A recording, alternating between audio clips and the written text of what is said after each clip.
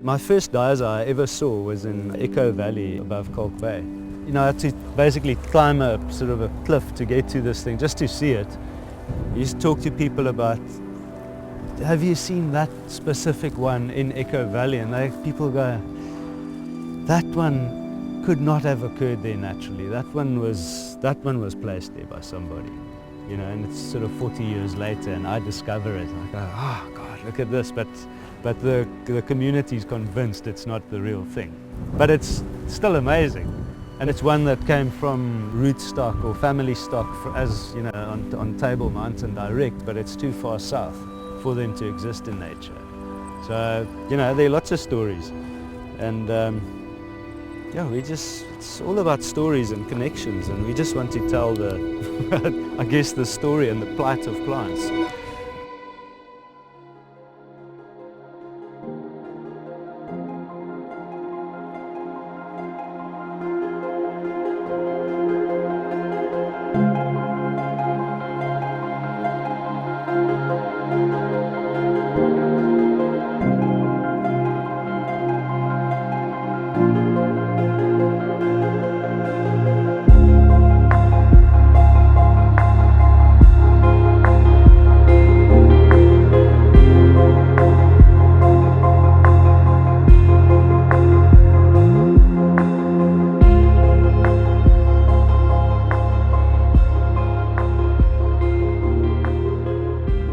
Ellerman House is way more than a hotel. It's a place where, for us as staff, one gets to know one's guests and form long-term friendships with our guests. Paul Harris, our owner, has been passionate about South Africa and South African art.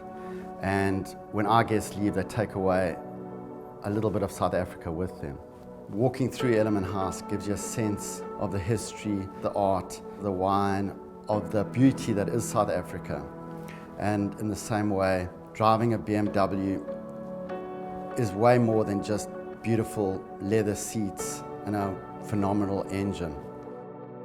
Like BMW, Ellerman House isn't just a hotel. It's much more than just driving from A to B. It's about the joy of driving. What we both have in common is this drive for excellence. It's also part of the innovative luxury. Yeah, it's very modern. It's always trying to get to the next level.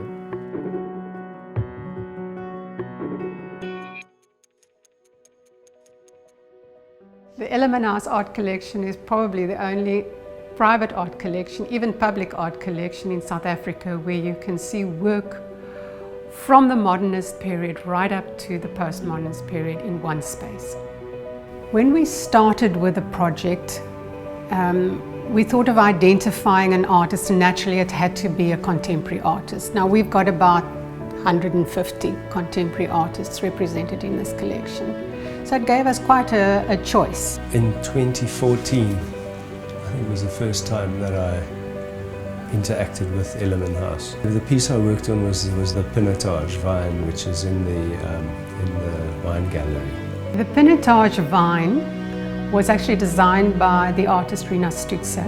It was her concept, and it was actually carried out by Nic Bladen. I think it's a 15-year-old vine that was cut up into something like 300 pieces and was cast from bronze and then reassembled. The concept for this project is to make people aware of the botany. Cape Town has the richest biodiversity in the world in terms of plant life. This is just a place where I can manifest it in an interesting environment. Nic knows how to select his material to make it an artwork. Not everybody can choose what he chooses, and that's what makes him an artist. It's not just because he's technically good at what he does. It's because he knows how to look and how to present a piece to make it an artwork.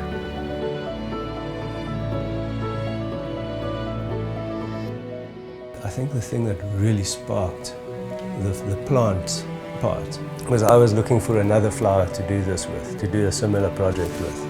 And I was sort of focused on the Polygala myrtifolia flower because it was such a beautiful, it's from the pea family, it was such a a beautiful, I don't know, animal-like flower. And I went down to the beach, at Dangerous Beach, one morning, and I walked around this shrub with, you know, hundreds of these flowers on it. And I actually, as the sun rose, I actually saw a flower open up. Like as the sun hit it, the flower there was like a moment where it opened up and these petals slowly opened up. And that really sparked my imagination.